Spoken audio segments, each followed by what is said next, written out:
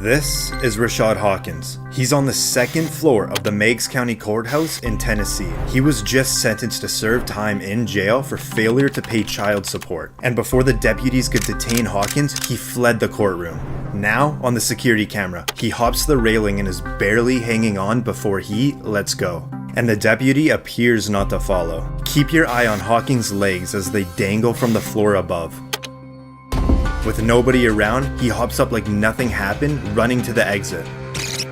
People from the first and second floor come to check on all the commotion, and by then, Hawkins is long gone. He was on the run for just shy of 3 weeks until he was arrested over 200 miles away. In addition to the outstanding warrant from Tennessee, he was hit with a list of new charges, from criminal trespassing to assault on a police officer to resisting arrest. This is Jayson Cordero in the Rochester Hills courtroom in Michigan. He was just sentenced to 90 days in jail for disorderly conduct and retail fraud. Now, take a look around the courtroom. Something is missing. The court deputy. After Cordero was given his sentence, he was reportedly told to sit down and wait by the judge. And when this was happening, the deputy was just walking into the courtroom. And he decides he doesn't want to go to jail today. So, he walks out of the courtroom. The deputy follows and picks up her speed. Now, keep your eye on the top right of the screen. Cordero is out the door and full out sprinting. He makes it across the street and the deputies try and catch up. It appears Cordero might have made it, but reportedly he was recaptured 5 to 10 minutes later in a wooded area. Cordero now faces new charges, including escaping lawful custody and resisting and obstructing a police officer. This next escape is a perfect example of how quickly a courtroom can shift from routine procedure to total chaos. Jayson Cordero had just been sentenced to 90 days, and you can almost see the exact moment reality hits him. What makes this clip so wild is the timing. The deputy wasn't fully in position yet, and Cordero clearly noticed the opening. That split-second hesitation in courtroom security gave him the confidence to sprint. But here's the legal irony. Running from a 90-day sentence often leads to consequences far worse than simply serving the original time. Escaping lawful custody and resisting officers can stack additional penalties onto the sentence he was already trying to avoid. And look at the desperation here. Full speed across a public street with deputies chasing behind him. That's not planning. That's panic. It also raises a bigger question about courtroom security staffing and timing. Should every sentenced defendant be physically secured immediately after sentencing? Or is that unrealistic in busy courts?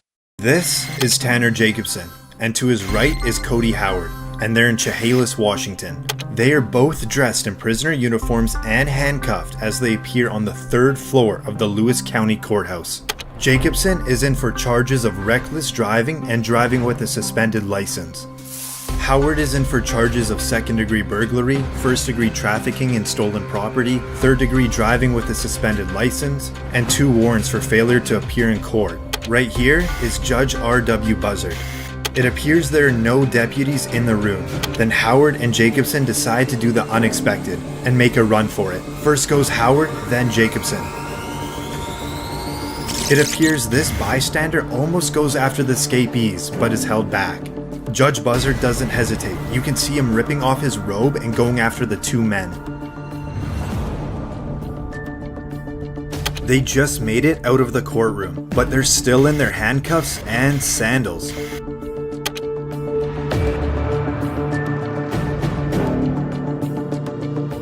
Now, in the 3rd floor stairwell.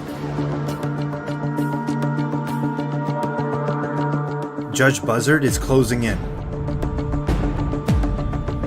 With only 1 more floor to go, it's going to be a close one.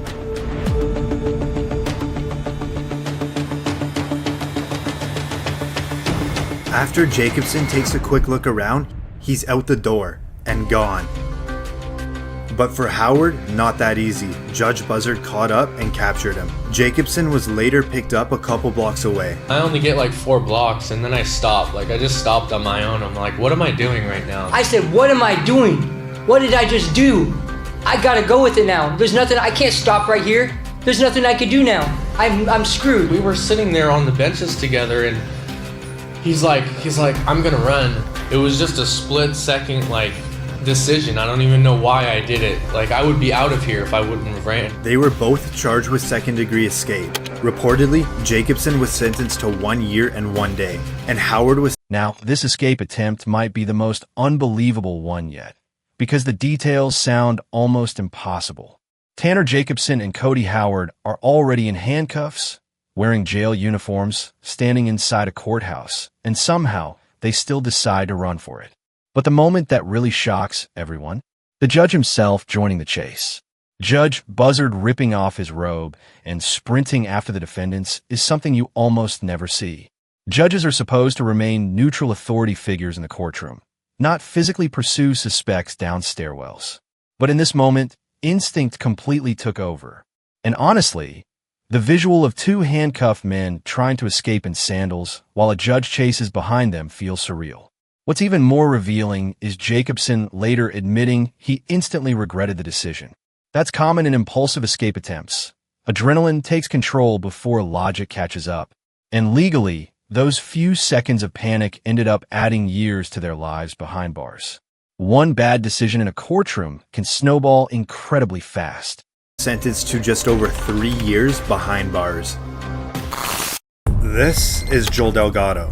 He's currently being brought to the Pulaski County Courthouse in Little Rock, Arkansas. He's brought into court to face multiple charges, including residential burglary and theft of services. Reportedly, during his arrest, he claimed he was injured, so he was brought to a hospital. Now, the sheriff deputy is currently escorting Delgado into the courthouse to face his charges. But steps before they enter the door, Delgado loses his shoe, which just might be a distraction for his getaway plan. What'd you say, OJ? My shoe. Hey, you see a shoe back there? Where is it? With Delgado being in a neck brace and a wheelchair, it appears he can't walk, but he sure can run.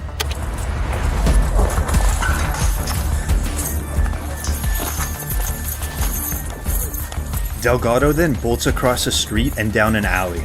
Oh, I'm gonna catch you, baby. I'm finna shoot your. The deputy seems to lose him and searches through the streets looking for the suspect. Hey, can you call the police for me? Call the police for me. Call the police. What way it go? Went straight through the alley and cut that way. What you need? Your phone. My damn radio came. And I tried to get him. Hello? The wheelchair dude got up and ran. Yeah. I couldn't catch his. The wheelchair dude. I couldn't catch him. Hell. After no luck, the deputy makes it back to the front of the courthouse. The wheelchair dude ran. He had a neck brace on and all that. Did he really? Yeah. Didn't need that wheelchair very much, did he? Hell no. The deputy then meets up with his colleagues and breaks the news. Dude ran, man. Dude ran? Man, yeah. What? He took off? Yeah, I couldn't catch that dude. He jumped the rail. It's on my camera, bro. Oh, what's that, man? He jumped the rail, kicked his shoe had came off. I bent down to get his shoe. He just ran. Took off on you, man. Yeah. Should have had cuffed him to the wheelchair. However, the suspect's freedom was short-lived as he was caught a few hours later. This final case adds a completely different layer to courtroom escapes because now loyalty and friendship enter the picture. Callum Fittner wasn't the defendant facing sentencing. He was there supporting his friend. But in one split-second decision, he crossed the line from spectator to accomplice. Watch how calm and deliberate his actions are here. Pressing that automatic door button may seem small, but legally, prosecutors viewed it as actively assisting an escape. And that's the key point. You don't necessarily have to physically help someone fight security to face serious consequences. Even facilitating an escape route can lead to criminal charges. What's also fascinating is the contrast in behavior afterward. The teenage escapee bolts into chaos, while Fittner casually walks out of the courthouse, trying to appear uninvolved.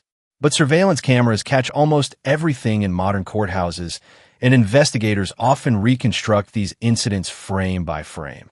The teenager gained only 2 days of freedom, but ended up with an extra 6 months behind bars.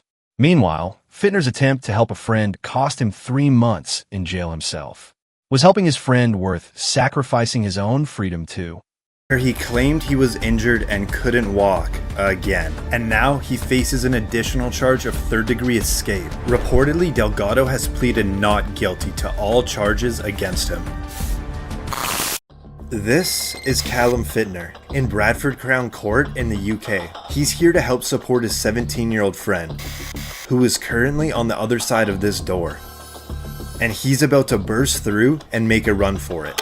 The teenage escapee you see was reportedly just sentenced to 21 weeks in custody for the theft of a mobile phone. But keep your eye on Fittner, as he's about to press the button for an automatic door to open, leading his friend to freedom.